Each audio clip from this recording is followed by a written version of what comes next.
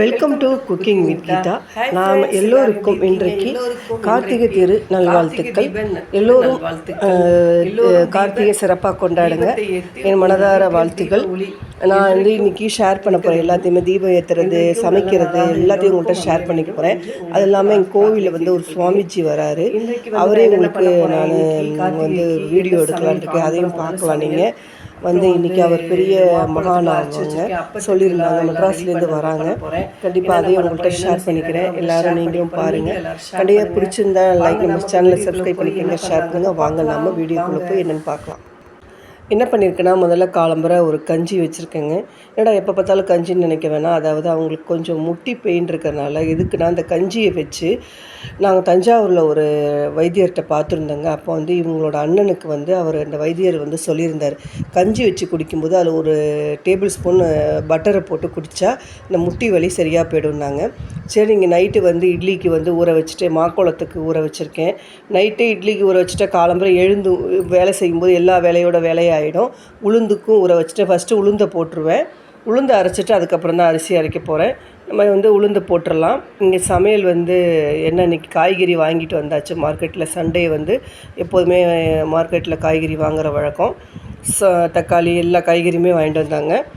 அதெல்லாம் எடுத்து வைக்கணும். அந்த காய்கறி எடுத்து வைக்கிற வேலை இருக்குது. சோளம் கிடச்சிதுங்க, ஸ்வீட் கார்ன் சோளம், அதுவும் வாங்கிட்டு வந்திருக்காங்க.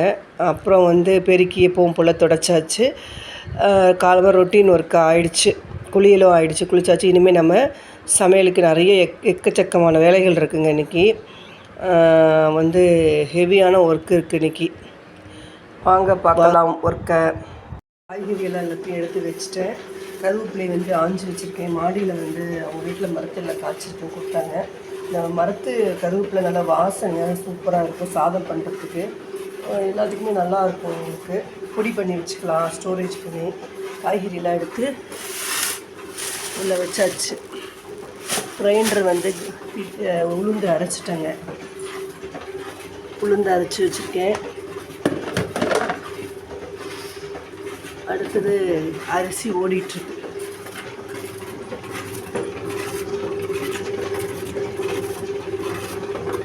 சமையலுக்கு ஏற்பாடு பண்ணணும். பருப்பு வேக வச்சு ரெடியாக வச்சுருக்கேன். துவரம்பருப்பு வந்து சாம்பாருக்கு வந்து எடுத்து வச்சுருக்கேன். இன்றைக்கி சாம்பார் என்ன பண்ணலான்னா, இந்த கதம்ப காய்கறியெல்லாம் போட்டு பண்ணலான் இருக்கேன். அதாவது அவரைக்காய், கத்திரிக்காய், வெண்டைக்காய், பீன்ஸ் எல்லாம் இருந்தது. இது எல்லாத்தையும் போட்டு ஒரு கதம்ப சாம்பார், புடலங்காய் கறி. இதுதான் இன்றைய சமையல். நம்ம காயெல்லாம் நறுக்கிட்டு பார்க்கலாம். கோதுமை மாவு அப்பத்துக்கு வந்து இப்போ நாங்கள் எடுத்து கரைச்சி வச்சுருவேங்க. ரொம்ப சாஃப்டாக இருக்கும். இப்போ முன்னாடியே காலம்பரே நம்ம மாதிரி பண்ணி வச்சுட்டோன்னு வச்சுக்கோங்களேன், ரொம்ப சாஃப்டாக சூப்பராக இருக்கும். 4 டேபிள் ஸ்பூன் அளவுக்கு கோதுமை மாவு போட்டிருக்கேன். ஏலக்காய் 3 போட்டுருங்க. 1 டேபிள் ஸ்பூன் அரிசி மாவு போடும்.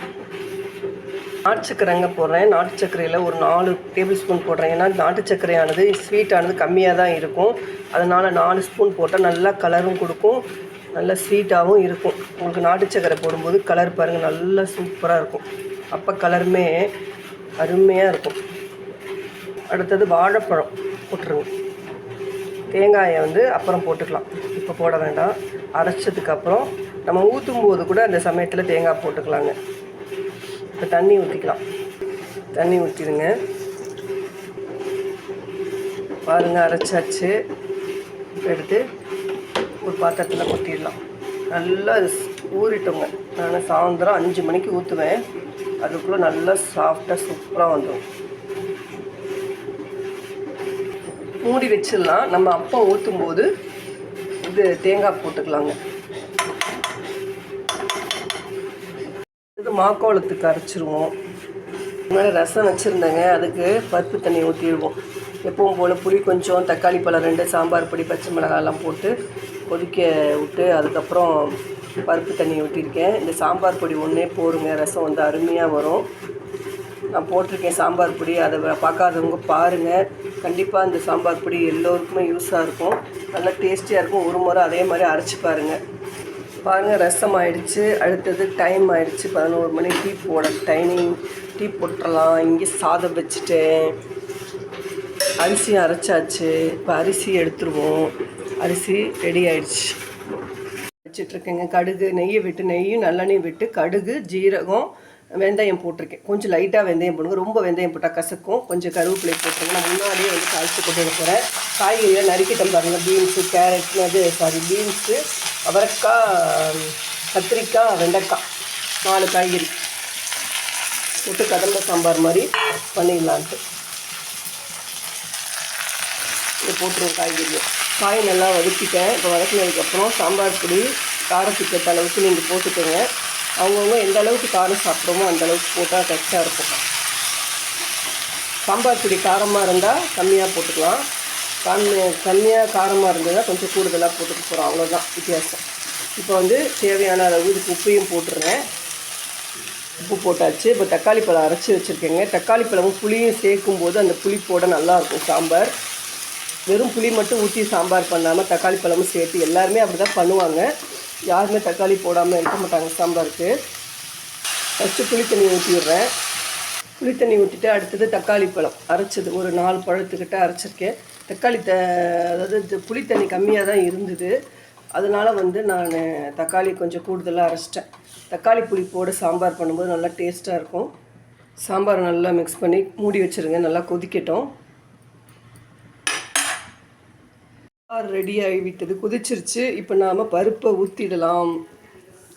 பருப்பை கொட்டிட்டு நல்லா மிக்ஸ் பண்ணி விடுங்க. கொஞ்சம் நேரம் கொதிக்க விட்டால் சாம்பார் ரெடி. இங்கே வந்து புடலங்காயை வந்து உப்பு போட்டு கடலைப்பருப்பு போட்டு வேக வச்சுருக்கேன். அது நல்லா வேகட்டும். வெந்ததுக்கப்புறம் பார்க்கலாம். இது சாம்பார் நல்லா கொதிக்கட்டும் கொஞ்சம் நேரம்.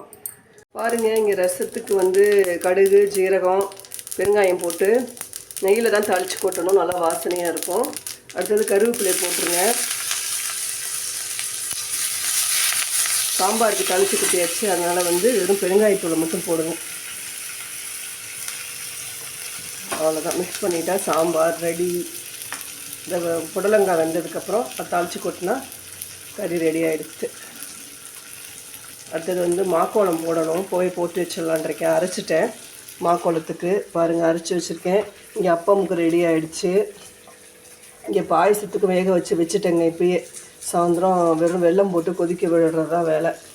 இந்த பருப்புக்கு அது ஒரு கேஸ் செலவாக வேண்டாம்னு சொல்லிட்டு பருப்பு வேக விடும்போது பாசி பருப்பையும் சேர்த்து வேக வச்சு ரெடியாக எடுத்து வச்சுக்கிட்டேன்.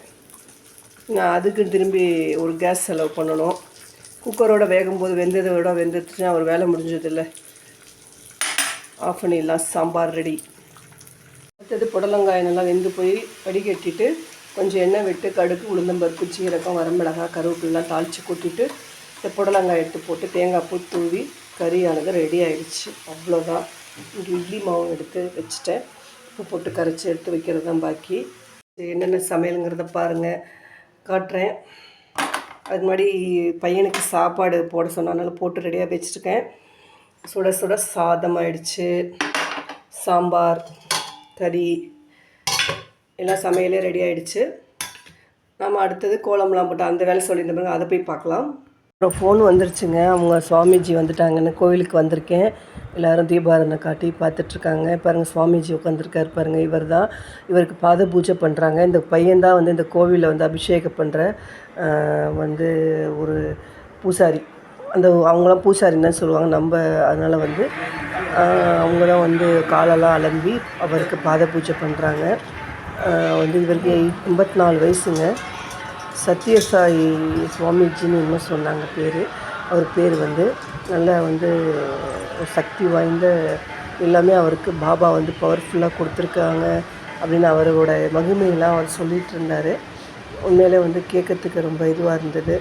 நம்மளுக்கு இன்றைக்கி ஒரு பிராப்தம் கிடச்சிருக்கு, பாக்கியம் கிடச்சிருக்கு அவர் ஒரு சுவாமிஜி இங்கே கிடைக்கிறதுக்கு. நீங்களும் பாருங்கள். அடுத்தது இன்னும் சாப்பிட்றதுக்கு முன்னாடியே இங்கெல்லாம் நாங்கள் பிரச்சனை ஆசீர்வாதம் வாங்கிக்கலான்னு வந்துட்டோம். இங்கே தான் போய் சாப்பிட்ணும். அவங்களோட ஸ்பீச்சை கேளுங்க. அவர் வந்து அனுபவ வாழ்க்கையில் பட்ட இதெல்லாம் சொல்லி இது பண்ணிகிட்டு இருந்தார். நான் எந்தெந்த ஊருக்கு போனேன், வந்து எனக்கு வந்து பாபா அவ்வளோ செஞ்சுருக்காரு அப்படிங்கிறத பற்றி அவர் வந்து தன்னோட வாழ்க்கையில் நடந்ததை பற்றி சொல்லிகிட்ருக்காரு. அதையும் கேளுங்க. 349 எபிசோடு பார்த்தா உங்களுக்கு தெரியும். 241 எபிசோடு 3வது வேந்தர் டிவி. வருவே அடையாது.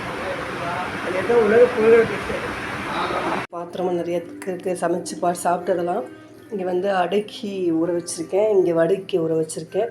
எங்கள் இதில் வடை அடை வந்து பண்ணி நெய்வேத்தியம் பண்ணுற வழக்கம். இது பாசிப்பருப்பு வந்து இந்த வடையோடு சேர்த்து இது பண்ண டிகாஷன் காஃபிக்கு மத்தியானத்துக்கு போட்டு வச்சாச்சு. அடுத்தது எங்கள் பையனும் எங்கள் ஹஸ்பண்டும் சேர்ந்து சந்தன குங்குமம் வச்சிட்ருக்காங்க. அடுத்தது நான் போய் காட்டுறேன் பாருங்கள் பையனும் எங்கள் ஹஸ்பண்டும் தான் சந்தன குங்குமம் எல்லாம் வச்சு திரி போட்டு ரெடி பண்ணி கொடுக்குறாங்க. சரி, நான் ரொம்ப ஒர்க் அதிகமாக இருக்குது, கொஞ்சம் இதாக ஹெல்ப் பண்ணக்கூடாதா அப்படின்னு சொல்லி கேட்டேன். சரி, 2 பேரும் சேர்ந்து செஞ்சு கொடுத்துட்ருக்காங்க. பாத்திரம்லாம் தேய்ச்சாச்சு. அடுத்தது என்ன பண்ணியிருக்கேன்னா, இந்த வடையெல்லாம் ஊறிடுச்சு, வடையும் ஊறியிருக்கு. இப்போ நம்ம அரைக்க போகிறோம். இஞ்சி துண்டு எடுத்து வச்சுருக்கேன்.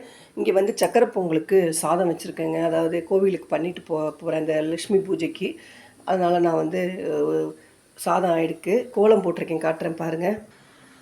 கோலத்தை பாருங்கள், பெருசாக போட்டிருக்கேன். ஒயிட் தரையாக இருக்குது, அதனாலே கொஞ்சம் டிம்மாக உங்களுக்கு தெரிகிற மாதிரி இருக்கும்.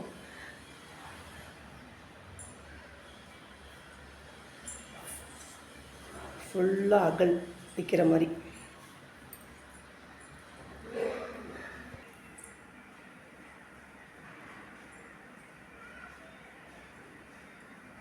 பார்த்தீங்களா, கோலம் போட்டிருக்கிறது பெருசாக இருக்கா? எப்படி இருக்குது கோலங்கிறது கமெண்டில் சொல்லுங்கள்.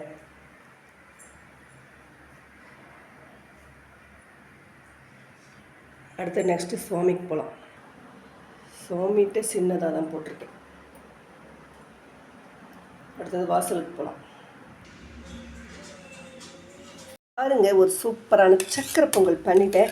குங்குமப்பூ போட்டு அப்புறம் வந்து மில்க் மேடை ஊற்றிருக்கேன். சூப்பராக ஒரு சக்கரை பொங்கல் ரெடி. சுவாமிக்கு நைவேத்தியம். இங்கே வந்து அடைக்கி அரைச்சிட்டேன், அடை ஊற்றணும். இங்கே வடைக்கு வந்து எண்ணெய் வச்சுருக்கேன். வடையும் அரைச்சாச்சு. முழுசாக பாசிப்பருப்பு போட்டிருக்கேன் பாருங்கள். இந்த மாதிரி போடும்போது நல்லாயிருக்கும் வடை. இங்கே வந்து பாயசமானது ரெடி. இன்னும் அடுத்தது அப்பம் ரெடி பண்ணணும். பாருங்கள், அப்பம் வந்து ஊற்றிட்டேன். குழிப்பணியாரத்துலேயே விட்டுட்டேங்க. ஏன்னா நிறைய கொஞ்சம் எண்ணெயை விட்டு அதிலே விட்டாச்சு. பாருங்கள், இந்த எண்ணெய் சூட்டோட எண்ணெய் உருக்கிறதையோ இந்த இது அப்படியே ஊற்றிட்டேன். சூப்பராக வந்துருக்குதுங்களா, செம்மையாக இருக்குது. அப்போ எல்லாத்தையும் பண்ணலங்க, ஒரு நைவேத்தியத்துக்கு மட்டும் பண்ணி வச்சுட்டு கிளம்பலான் இருக்கேன். கோவிலுக்கு கிளம்பணும். சுவாமி கோவிலில் வந்து இன்றைக்கி பூஜை ஆரம்பிக்க போகிறாங்க. அதனால் வடையும் வந்து ஒரு 7 வடைக்கிட்ட தட்டியிருக்கேன். மீதி வடை மாவெல்லாம் தூக்கி உள்ளே வைக்க போகிறேன். ஒரே ஒரு அடை தாங்க ஊற்றணும். ஒரு அடை மொத்தமாக ஊற்றி வச்சிடணும், அதான் பிரசாதம். எல்லாமே ஆயிடுச்சு. வந்து அப்புறம் விளக்கேற்றுற மாதிரி டைமிங்க்கு கரெக்டாக வர மாதிரி கோவில் கிளம்பிகிட்ருக்கேன். அப்பத்தை எடுத்து போட்டுடலாம்.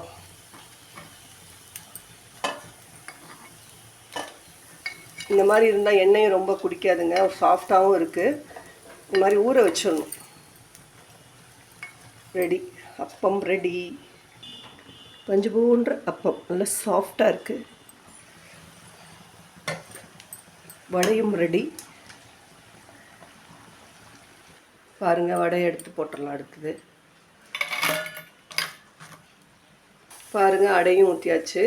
ஒரே ஒரு அடை, மொத்தமாக ஒரு அடை நைவேத்தியத்துக்கு. வந்து உப்பு அப்பம் பண்ணுவாங்க, ஒவ்வொரு வீட்டு வழக்கப்படி இருக்குது. எங்கள் மாமியார் வழக்கப்படி அடை தான். பாருங்கள், திருப்பி போட்டாச்சு. பாருங்கள், சூப்பராக முறுமுறுன்னு ஒரு அடை பார்த்தாச்சு. பிரசாதம் ரெடி. இப்போ அடுத்தது விளக்குக்கு திரியை போட்டு வச்சுட்டு போயிட்டோன்னா கிளம்பி போனால் கரெக்டாக இருக்கும். ட்ரெஸ் பண்ணிட்டு கிளம்பிட்டேன் கோயிலுக்கு. இப்போ எல்லாம் நான் வந்து கோவிலில் போய் பார்க்கலாம் வாங்க. எல்லாம் நான் ரெடி பண்ணிவிட்டு கோலம்லாம் போட்டிருக்கேன், எல்லாம் வச்சுட்டேன் எடுத்து. இப்போ வந்து நான் கோவிலுக்கு போயிட்டு வந்து 5:30 6 மணிக்கு அண்ணாமலை தீபம் ஏற்றுவாங்க. 5:30க்கெலாம் வீட்டுக்கு வந்துடலான் இருக்கேன். இப்போ மணி வந்து 4:45. போயிட்டு சக்கரை பொங்கலை கொடுத்துட்டு பால் நைவேத்தியத்துக்கு அபிஷேகத்துக்கு வாங்கியிருக்கேன், அதையும் கொடுத்துட்டு வரப்போகிறேன். இப்போ நான் வந்து கோயிலுக்கு போயிட்டு வரேன். டாட்டா. அவங்க பூஜைக்கெலாம் ரெடி பண்ணிட்டாங்க, எல்லாம் ரெடி பண்ணி வச்சுருந்தாங்க. கோவிலுக்கு வந்தாச்சு. எல்லாம் விளக்கு ஏற்றுறதுக்கு எல்லாம் வீட்டில் ரெடி பண்ணி வச்சுட்டு வந்திருக்கேன். இப்போ 5:30க்கெலாம் கிளம்பி வீட்டுக்கு கிளம்பி போயிடுவேன். அதுக்கு வந்து அதுக்கு முன்னாடி கொஞ்சம் வந்து பார்த்துட்டு போகலான்னு வந்தேன். எங்கள் வீட்டு பூஜை எல்லாம் விளக்கு தீபங்கள்லாம் ஏற்றி வச்சுருக்கேன். 49 விளக்கு ஏற்றி வச்சுருக்கேங்க. அதாவது ஒத்தப்படையில் ஏற்றணும். 27 ஏற்றலாம், 27 49 ஏற்றி வந்து எங்கள் வீட்டில் வந்து அடை, அப்பம், வடை, பாயசம் இதான் நைவேத்தியம். பொரி பண்ணியிருக்கேன். பருப்பு தேங்காயோட வந்து பொரி நெல் பொரி பண்ணியிருக்கேன், அவல் பொரி ரெண்டுமே பண்ணியிருக்கேன். ஃபஸ்ட்டு வந்து தூபம் காட்டிட்டு அதுக்கப்புறம் வந்து நேவேத்தியம் பண்ணி தேங்காய் உடைச்சி வாழைப்பழத்தில் பக்கெல்லாம் வச்சு நேவேத்தியம் பண்ணிவிட்டு அதுக்கப்புறம் சூடாக காட்டிட்டா எங்கள் வீட்டு பூஜை பாருங்க. தூபம் காட்டிகிட்டு இருக்கேன். அடுத்தது வந்து நேவேத்தியம் பண்ண போகிறேன். நேவேத்தியம் பண்ணிவிட்டு அதுக்கப்புறம் விளக்குகளுக்கு எல்லாம் சேர்த்து பிரசாதத்துலேருந்து எல்லாம் நேவேத்தியம் பண்ணிவிட்டு சூடத்தை காட்டிட்டு ஒவ்வொரு மாடம், அதாவது சமையக்கட்டில் 2, பெட்ரூமில் 2, ஹாலில் எத்தனை விளக்கு அப்படிங்கிறது ஒரு கணக்கு இருக்குது. அதுபடி நம்ம விளக்கு எடுத்து வச்சு வரப்போகிறோம். வாசலில் வந்து குத்து விளக்கோடு எடுத்து வைப்பாங்க. நான் வந்து சின்ன குத்து விளக்கு தான் இருந்தது. ஹாலில் வந்து பெரிய குத்து விளக்கை வச்சுட்டேன். பாருங்கள், எங்கள் வீட்டு பூஜையை பார்த்துருப்பீங்க. வந்து எப்படி இருக்குங்கிறத கமெண்டில் சொல்லுங்கள். பூஜையெல்லாம் ஆகிடுச்சு. சிவனுக்கு நைவேத்தியம் பண்ணி பூலாம் போட்டு எங்கள் பையன் எல்லாமே ஹெல்ப் பண்ணால் வந்து இன்றைக்கி. அடுத்தது பாருங்கள், விளக்கியில் வச்சுட்டு சூடத்தை காட்டுறேன். சூடத்தை காட்டினதுக்கப்புறம் கையில் வந்து பொரியையும் தீபத்தையும் எடுத்துகிட்டு வச்சு ஒரு ஃபோட்டோ வீடியோ எடுக்கலாம் அப்படின்னு சொல்லி பையனை கேட்டேன். அவனும் வந்து எடுத்து ஹெல்ப் பண்ணி கொடுத்தான். பாருங்கள், அந்த வீடியோவை அடுத்தது வரும்.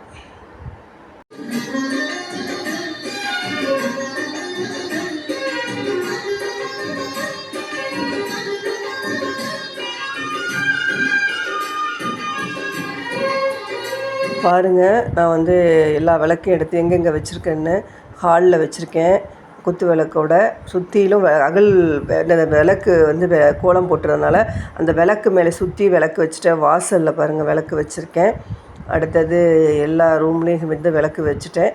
எங்கள் வீட்டு பூஜை சிறப்பாக இப்படி தான் போச்சு. மறுபடியும் கோவிலுக்கு வந்துட்டேங்க. வீட்டில் விளக்கு ஏற்றிட்டு இவர் பூஜை ஆசீர்வாதம் வாங்கணும்னு சொல்லிட்டு அவங்க வந்து எல்லாேருக்கும் மந்திரக்கோள் அந்த இதை வச்சு எல்லாேருக்கும் ஆசீர்வாதம் பண்ணிகிட்ருக்காங்க. அவங்க குறைகளை தீர்த்து வைக்கிறாரு. யாருக்கு என்ன பிரச்சனை அப்படிங்கிறத, கை கால் வலி, அப்புறம் அந்த மனநல அந்த குழந்தைங்கள்லாம் பாதிக்கப்பட்டவங்க, அந்த குழந்தைங்களாம் அவங்களுக்கும் வந்து தலையில் கோல் வச்சு இது பண்ணி விட்டார். எல்லோரும் அவங்கவுங்க குறையில சேர்த்து அவர்கிட்ட ஆசீர்வாதம் வாங்கிட்டாங்க. நானும் ஆசீர்வாதம் வாங்கிட்டேன். எங்கள் பையனுக்கு எக்ஸாம் வருதுன்னு சொல்லிட்டு அவனையும் வர சொல்லி ஆசீர்வாதம் வாங்கிக்க சொல்லி வர சொன்னேன். அவனும் வந்து ஆசீர்வாதம் அவர்கிட்ட வாங்கிட்டான். அதுக்கப்புறம் வந்து இன்னையோட இது முடிஞ்சு போச்சுங்க. வீட்டுக்கு கிளம்ப வேண்டியதாக எல்லாமே பூஜையெல்லாம் சிறப்பாக சூப்பராக நடந்தது. பாருங்கள், நீங்களும் அவரோட ஆசீர்வாதம் எல்லாருக்கும் கிடைக்கட்டும். எல்லாம் சாப்பிட்டு பாத்திரம்லாம் தேய்ச்சி அடுப்பு தொடச்சி எல்லாமே முடித்தாச்சு. இன்றைக்கி கார்த்திகை நல்ல பொழுதாக போச்சு. சூப்பராக ஹாப்பியாக போச்சு. எல்லோருக்கும் அப்படி தான் போயிருக்கோம் நான் நினைக்கிறேன். கண்டிப்பாக எல்லாருக்குமே ஒரு கார்த்திகைங்கிறது ஒரு நல்ல நாளாக அமையும். எல்லோரும் ஹாப்பியாக இருந்திருப்பீங்க. நம்ம இந்த விலாகை இதோட முடிச்சுக்கிறேன். கண்டிப்பாக இது பிடிச்சிருந்தா லைக் பண்ணுங்கள், ஷேர் பண்ணுங்கள், நம்ம சேனலுக்கு சப்போர்ட் பண்ணுங்கள். எல்லோருக்கும் குட் நைட், டாடா. நாளைக்கு நல்ல வீடியோவில் பார்க்கலாம்.